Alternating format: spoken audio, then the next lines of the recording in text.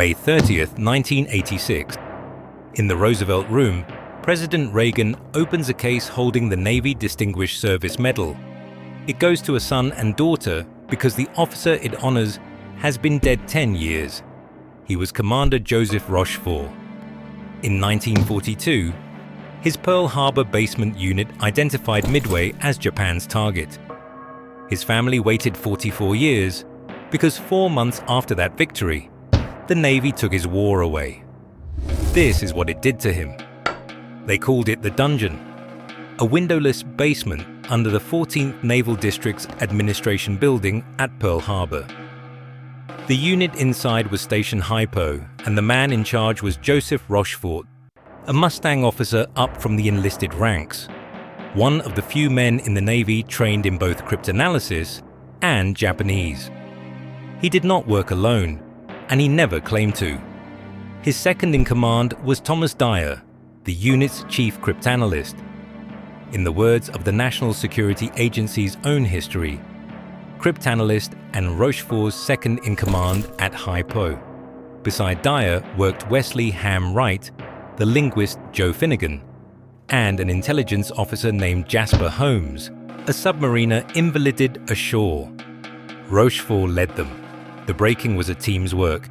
Here is the part of the story the retellings skip. In the months before Pearl Harbor, Washington decided which stations attacked which Japanese codes, and it assigned Rochefort's unit the Japanese Navy's flag officer's code. The Navy's own historical office describes the result bluntly. They were left to beat their heads against a wall because that code was never broken. Not by them, not by anyone.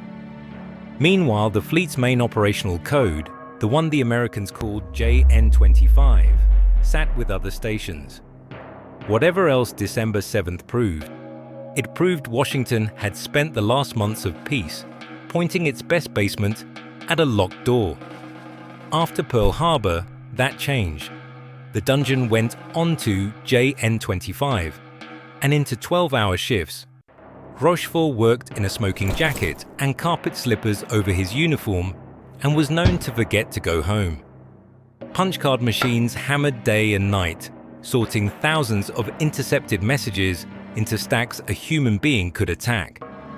The code they attacked was a book of tens of thousands of 5-digit groups, each group a word buried under a second layer of disguising arithmetic. On a good day, the basement could read perhaps a tenth to a fifth of a message and guess at more.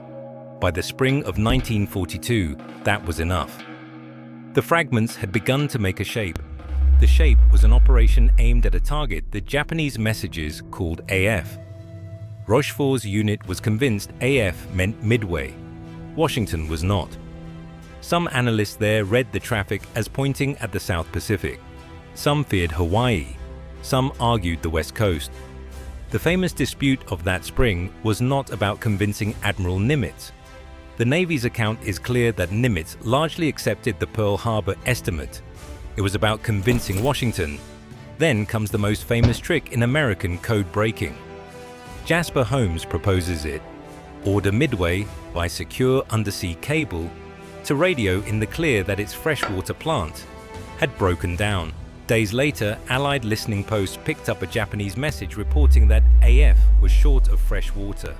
AF was Midway. Now the honest footnote, no copy of the original tasking message is known to survive, and for years even the NSA's official historian bracketed the episode as a story without direct evidence. What closed the gap was a witness. Donald Showers, then an ensign in that basement, and later a Rear Admiral, wrote to the historian that he had sat beside Jasper Holmes and watched him propose it. And the surviving intercept report from Melbourne, dated the 22nd of May, records the Japanese freshwater message itself.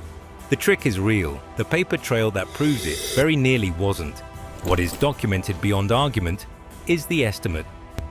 Pearl Harbor put the Japanese fleet at Midway in the first week of June and laid out the axis of approach, and Admiral Nimitz bet the Pacific Fleet's 3 carriers on it. On the 4th of June, 1942, the Japanese arrived where the basement said they would. and 4 of their fleet carriers burned. The men who won the battle were the aviators who flew into that sky, with Layton's estimate on Nimitz's desk and no small amount of luck in the clouds. No basement sinks a carrier. But Nimitz knew what he had been given. When he recommended Rochefort for the Navy Distinguished Service Medal, he credited work that had, in his words, contributed in large measure to the victory. 4 months later, Joseph Rochefort was gone. In October 1942, a captain named Goggins arrived at Pearl Harbor, unannounced. Within about a week, Rochefort was detached. Temporary duty, Washington, they said. He never returned to his unit, and he never worked in cryptanalysis again. The Navy's own historical office uses a hard word for how it was done. He was recalled on a pretext. For decades, the story was that Admiral King, the Navy's commander-in-chief, fired him. The documented record says something more specific, and in its way, worse. The historian Elliot Carlson, working through the files, found the ouster was engineered below King by Commander John Redman of the Washington Code Organization and Commander Joseph Wenger, 2 officers who ran a private, enciphered back channel between themselves, in which Rochefort's removal was pressed at all costs. It was executed through Vice Admiral Horn without consulting Nimitz and without consulting Rochefort's own district. By one account, Nimitz learned his intelligence chief was gone about a week after the fact and asked simply, "Where's Joe?" Admiral Layton called it punishment. So did Showers, who watched it from inside. So does Carlson, who read the files. The paper itself, of course, says only temporary duty. What the paper does show is what the Navy did next with the officer who had called Midway. It gave him a floating dry dock to build. ABSD-2, an advanced sectional dock he oversaw from August 1943 to June 1944. He did the job, and he never complained in public. But the man who had read the Japanese fleet's mail never broke another enemy code.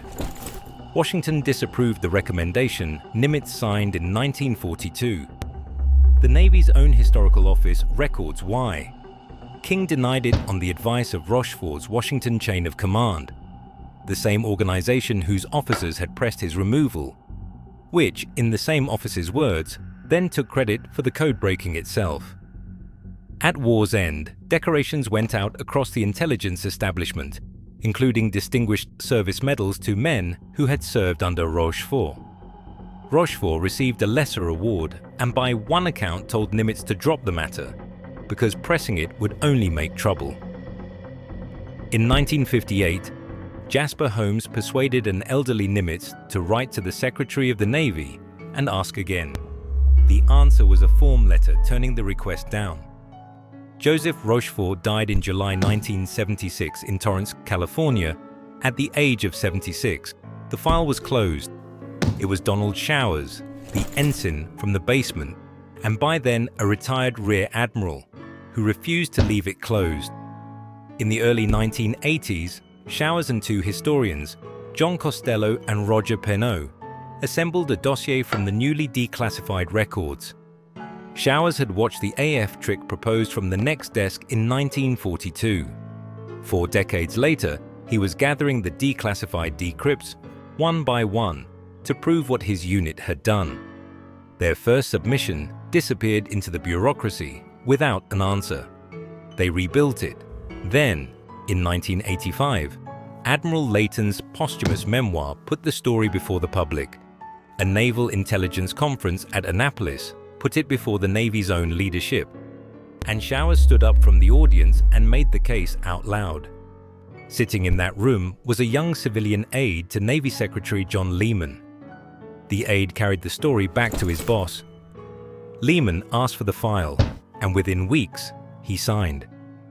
And so, on the 30th of May, 1986, 44 years after Nimitz first asked, President Reagan stands in the Roosevelt Room and places the Navy Distinguished Service Medal in the hands of Rochefort's son and daughter.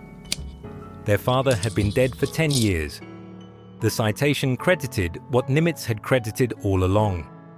The White House film of it shows a quiet ceremony. No crowd, no band, a knot of family in the Roosevelt Room, a president, and a small case that had taken longer to cross Washington than the war took to fight. One last thing. It was classified while it was true. The men of the basement kept the secret for decades, and by the time the files opened, even official pages had picked up slips. One still misnames the basement's chief cryptanalyst. That is what 40 years of secrecy does to a true story. It survives. The details limp. What stands is this. In the year 2000, the National Security Agency placed Joseph Rochefort in its Hall of Honor, and in January 2012, on Oahu, not far from the harbor where the dungeon once worked, the National Security Agency dedicated its Hawaii Operations Center, 250,000 square feet of modern code breaking, and named it the Joseph J. Rochefort Building.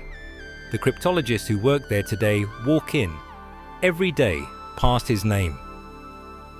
The medal took 44 years. The name on that building is permanent. Thanks for watching. If stories told straight from the records are your kind of history, subscribe. There is more in the archive.